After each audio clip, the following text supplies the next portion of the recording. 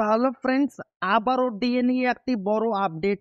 তো ভিডিওটি শুরু করার আগে আপনি যদি আমাদের চ্যানেলের নতুন দর্শক হয়ে থাকেন এবং চ্যানেলকে সাবস্ক্রাইব না করে থাকেন তো অবশ্যই চ্যানেলকে সাবস্ক্রাইব করবেন এবং আমাদের পাশে থাকবেন। তো ভিডিওটি শুরু করা যাক। তো প্রথমে দেখেন, ফের কবে বাড়বে ডিএ? এবার বিরাট ঘোষণা মুখ্যমন্ত্রীর, খুশিতে রাজ্যের সরকারি কর্মচারীরা। কেন্দ্রীয় সরকারি কর্মীরা বর্তমানে 50% হারে ডিএ বা মহার্ঘ ভাতা পাচ্ছেন। এদিকে ফের ডিএ বাড়তে চলেছে তাদের। ফের একবার ডিএ বাড়ানো হতে পারে সেপ্টেম্বর মাসে, সেই অপেক্ষায় রয়েছেন কেন্দ্রীয় সরকারি কর্মীরা। জানা যাচ্ছে এবার 3% হারে এই ভাতা বাড়তে পারে। এসব নিয়ে যখন জোর চর্চা চলছে, সেই আবহে এই রাজ্য সরকারি কর্মীদের জন্য হয়ে গেল বিরাট ঘোষণা।